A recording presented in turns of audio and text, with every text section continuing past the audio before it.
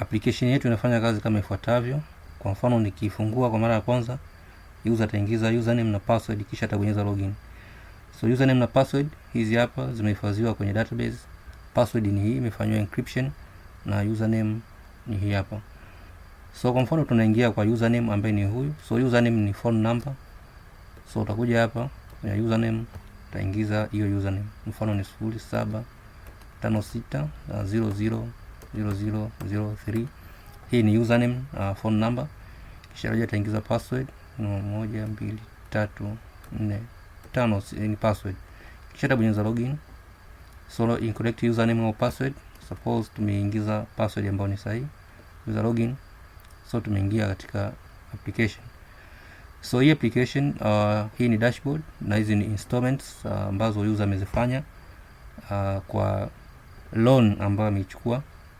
Inaonyesha tarehe ambayo amefanya hiyo installment, na hii ni control number ambayo ametumia kufanyia installment, na hiki ni kiasi ambacho amelipa kwenye hiyo installment. So hii ni installment ya kwanza, hii ni installment ya pili na hii ni ya tatu. So kija kwenye hii menu item, so hapa naweza ka log out au change password.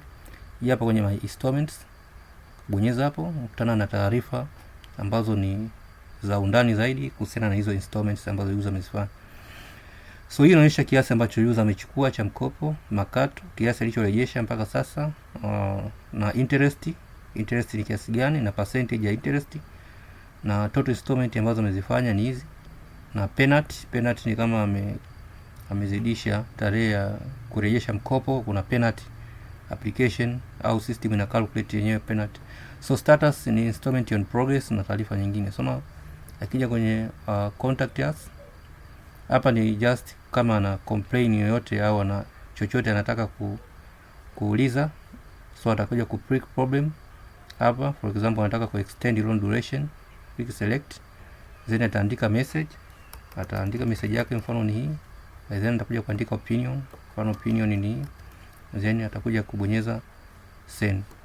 So message has been sent. Ukija kwenye database, ukija kwenye message, unaona message yake ni hii, extend loan duration, na customer mwenye control number ambayo ni hii ndiye ambaye ameleta hii message huku, na status ni hii message bado haijakuwa approved. So akija kwenye application, jaribu kusend tena hii message, hii is the same problem ambayo ni extend loan duration hapa. So ukisend the same problem, so application inakataa sababu currently una disapproved request, kwa uwezo kutuma request ile labda uchague problem nyingine, labda hii postpone loan duration, then select or click OK, message has been sent. So ukija kwenye database, just refresh, message imekuja ile ya ambayo ni hii hapa, ku postpone loan duration. Suppose unakuja kuibadilisha hii extend loan duration, status ilikuwa ni disapproved, then nakuja ku try, so nakuja kusema ni approved. So nikija click go, ya kwenye application, user akijaribu kutuma the same problem, extend loan duration, click select, then I click send, inaleta message hii kwamba una request kama hii imeshakuwa approved. So na ukija hapa, ukija kwenye password hapa unaweza kubadilisha password ile ya zamani ukaweka password mpya. Kwa mfano ukiingiza password hapa namna hiyo, then hapa utafanya confirm password, ya change password, inasema password is too weak, na password haipo encrypted. So utachange password, mfano password ni 1234 ambayo itakuwa ni too weak. So mfano password ni dodoma at 2023. So nikija hapa taandika hiyo dodoma at 2023, dodoma at 2023.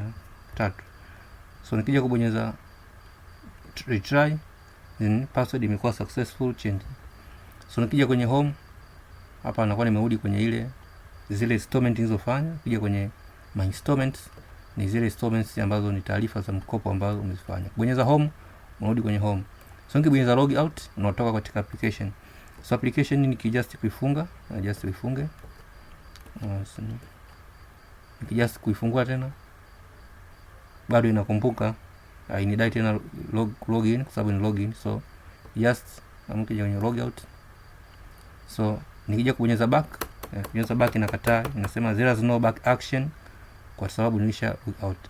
So hapa unaweza ka login kwa user mwingine, for example so customer hapa, mfano na login kwa user ambaye ni huyu hapa mwenye namba hii hapa, namba ya simu ni kama username. So ukija kwenye application hapa ta login from 0756000009, mfano hiyo ni phone number 1234, hiyo ni just a password. Ukija kwenye login, imefanikiwa ku login huyu hapa ambaye ni Jamila Hassan. So yeye ukija kwenye hii hapa kwenye My Installments, unajua kutai taarifa zake tofauti na ile mara ya kwanza. Yeye ana taarifa zake ambazo unaziona hapa.